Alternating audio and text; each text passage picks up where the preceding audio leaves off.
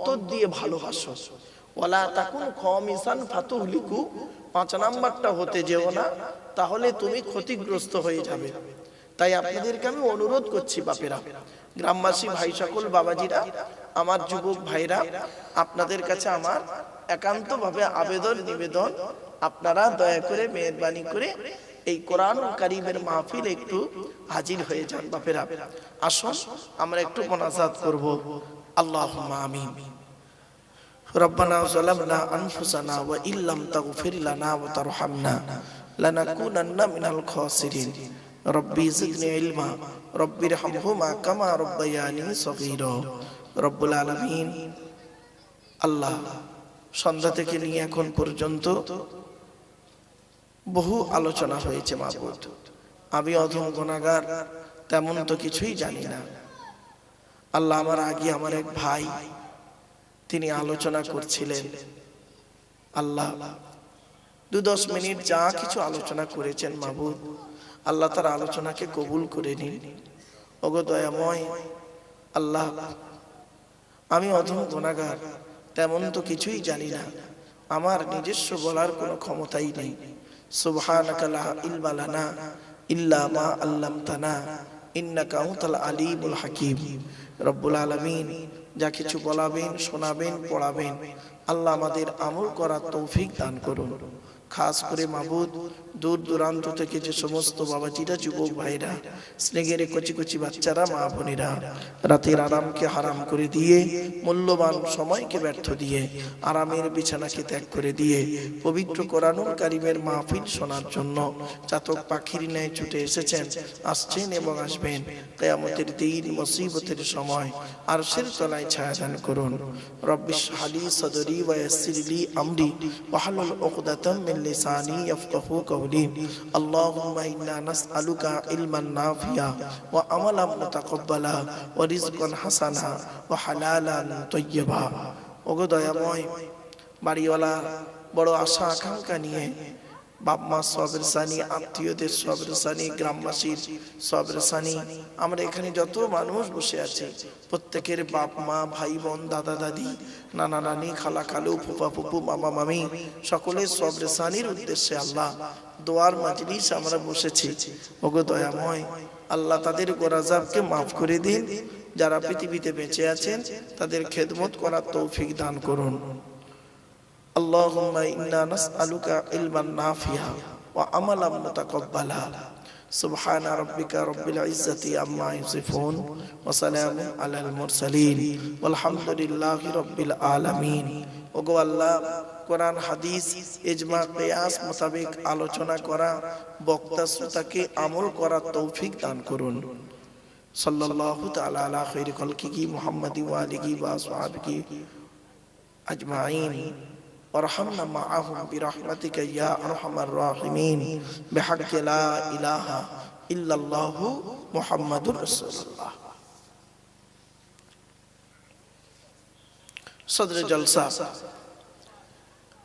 মুআজ্জাজ মুকাররম সুধী সম্মানিত শ্রোতা মণ্ডলী, বয়োজ্যেষ্ঠ সমবয়স্ক, দিন দরদি, ইসলাম দরদি, মুমিন মুত্তাকি, মুসলমান, সালেহ, নেককার, আল্লাহওয়ালা বাবাজিরা, আমার যুবক ভাইরা, স্নেহের কচি কচি বাচ্চারা, পর্দার অন্তরালে, পর্দার সেনা ধার্মিকা, স্নেহময়ী, মমতাময়ী আমার মা ও বোনেরা, তার সাথে জানাই আমার আওয়াজ শ্রবণকারী মুসলিম ও মুসলিম সমস্ত জাতির মানুষেরা, মহান আল্লাহ পাকের দরবারে শুকরিয়া আদায় করি যে রব্বুল আলামিন আমাকে আপনাকে বসিয়েছেন ইশার নামাজের পর থেকে নিয়ে কিছুক্ষণ কোরআন ও হাদিসের আলোচনা শোনার জন্য। এ শোনার, এ বসার, এ বলার তৌফিক এনায়েত করেছেন যে মহান আল্লাহ পাক, সেই পরওয়ারদিগার বেনিয়াজের দরবারে প্রাণ খুলে ভক্তি ভরে উচ্চ আওয়াজে একবার শুকরিয়া আদায় করি, বলুন আলহামদুলিল্লাহ। একটু আমার সাথে সাথে বলুন সুবহানাল্লাহি ওয়া বিহামদিহি। বলেন বাপেরা, সুবহানাল্লাহি ওয়া বিহামদিহি সুবহানাল্লাহিল আযীম। এটি হলো বুখারী শরীফের শেষ হাদিস। আর বুখারী শরীফের প্রথম হাদিস হলো ইন্নামাল আমালু বিন্নিয়াত। এর বাংলা অর্থ হচ্ছে প্রত্যেকটা কাজ তার নিয়তের উপরে নির্ভর করে। তাই এতগুলো জ্ঞানী গুণী বুদ্ধিজীবী মানুষ আপনারা এসেছেন, আপনাদের অন্তরে একটা নিয়ত আছে। আমি অধম আব্দুল্লাহিল মারুফ, তেমন ইলিম নেই, তেমন জ্ঞান নেই, আল্লাহ পাক আমাকে এখানে আনিয়েছেন, আমারও অন্তরে একটা নিয়ত আছে। আমার নিয়তটা আপনারা কেউ জানেন না, আপনাদের নিয়তটা আমিও জানি না। সুতরাং উভয়ের নিয়ত যিনি জানেন তিনি কে? আল্লাহ। ইন্নাল্লাহা আলিমুম বিযাতিস সুদূর। নিশ্চয়ই আল্লাহ রাব্বুল আলামিন বান্দার অন্তরের খবর সবই রাখেন। তাই আজকের এখানে যা কিছু আলোচনা হবে আপনাদের মাঝে আমার মাঝে, আজকের আলোচনার সাক্ষী থাকবে কে? আল্লাহ। আল্লাহু শাহীদুম বাইনি ওয়া বাইনাকুম। আপনাদের মাঝে আমার মাঝে আজকের আলোচনার সাক্ষী রাখলাম সৃষ্টিকর্তা আল্লাহ পাককে। এবার আসছি আলোচনার বিষয়বস্তু সম্পর্কে। কিসের উপরে আলোচনা করব আজকের আপনাদের কাছে? আজকের কোরআনুল কারীম থেকে একটি সূরার সংক্ষিপ্ত আলোচনা আপনাদের কাছে রাখবো ইনশাআল্লাহ। টু দি পয়েন্টের উপরে সূরাটির আলোচনা রাখবো। আমি গতবারে এসেছিলাম, এখানে মনে হয় কোন সূরার আলোচনা হয়নি, তাই তো নাকি বাপ? আপনাদের মনে পড়ছে কি? গতবারে আজকের একটি সূরার সংক্ষিপ্ত আলোচনা আপনাদের কাছে রাখবো ইনশাআল্লাহ। কি অসুবিধা হচ্ছে? কি বলছে? আচ্ছা আচ্ছা,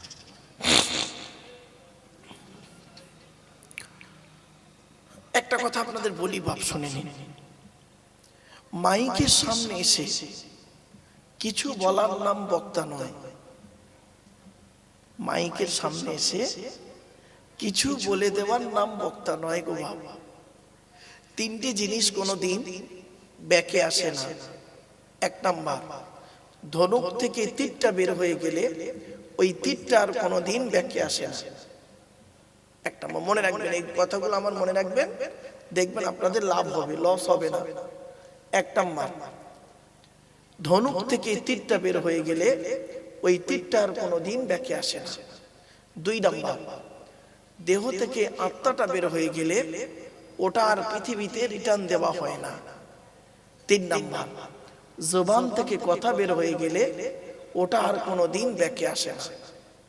এজন্য খুব চিন্তা ভাবনা করে বক্তব্য রাখতে হয়। 1 ঘন্টা ওয়াজ করতে গেলে 3 ঘন্টা বই পড়তে হবে। মাইকের সামনে এসে কিছু বলে দেওয়ার নাম কিন্তু বক্তা নয়। এটা মাথায় রাখবেন সব সময়ের জন্য। এই কথাগুলি মাথায় থাকলে আপনার বক্তব্য শুনতে বুঝতে সুবিধা হবে। চলো চলো, আপনাদের কাছে আলোচনা আজকে থাকবে কোরআনুল কারীমের একটি সূরার সংক্ষিপ্ত আলোচনা। আগে আমাদের জেনে নিতে হবে বেশ কিছু কথা। সে কথাগুলো কি কি বলে দিচ্ছি। আজকে আমাদের আলোচনার বিষয় থাকবে 5টা বিষয়ের উপরে। 1 নাম্বার, কোরআন যার বাণী তার সম্পর্কে আমি আলোচনা করব। আমি সব জায়গাতে করি। কেন? যিনি আমাকে সৃষ্টি করেছেন, যিনি আমাদের এত কিছু করেছেন, তার আলোচনা যদি না করি, খালি আলহামদুলিল্লাহ বলে ছেড়ে দেব, এটা ঠিক হয় না। সৃষ্টি জগতের আলোচনা করি খুব বেশি, সৃষ্টি জীবের আলোচনা করি বেশি, কিন্তু সৃষ্টিকর্তার আলোচনা আমরা কম করি। ঠিক না বেঠিক? আমার কথা বুঝতে পারছেন আপনারা? সৃষ্টি জীবের আলোচনা করি বেশি, সৃষ্টি জগতের আলোচনা করি খুব বেশি, বেনিয়ে বুনিয়ে অনেক কিছু করে বলি। কিন্তু আমার সৃষ্টিকর্তা ফেরেশতাদের বলে, আরে আমি তো ওকে সৃষ্টি করেছি, ওকে নিয়ে মাতামাতি করছে, আর আমি সৃষ্টিকর্তা, গোটা কোরআনে আমাকে সব জায়গাতে পাবে। আমার আলোচনা বান্দা একবারও ভালো করে করলো না। সৃষ্টিকর্তাটা কে? সৃষ্টিকর্তাটা কে? আল্লাহ কে? তার পরিচয়টা কি? তিন তার কাছে কেন মাথা নত করব, কেন নামাজ পড়ব, কেন রোজা রাখবো, কেন আল্লাহর ইবাদত করব, কেন সব জায়গাতে আল্লাহকে ডাকবো, এই কেনর উত্তরটা আমার বান্দারা কই আমাকে একবার করলো না, আর নিজে বুঝতেও চাইলো না। সারা পৃথিবীতে আমার সৃষ্টি জীব, আমার সৃষ্টি জগৎকে আমি সাজিয়েছি, তারা একবারও দেখলো না। তারা কি করলো? আমার সৃষ্টি জীবের একজন ব্যক্তি হোক, বস্তু হোক, তাকে নিয়েই তারা পাগল হয়ে মতো মাতামাতি করলো। আর আমার বেলায় কি বললো? শুরুতেই আলহামদুলিল্লাহ, সমস্ত প্রশংসা আল্লাহ তোমার, ওইটুকুই বলে শেষ। বাকি সব সৃষ্টি জীবের আলোচনা চলছে। এই কোরআনে আছে সৃষ্টিকর্তার আলোচনা, অনেক অনেক আলোচনা সৃষ্টিকর্তার। তো আজকে আমি সৃষ্টিকর্তার আলোচনা করব, তারপরে সৃষ্টি জীবের আলোচনা করব। অসুবিধা হবে?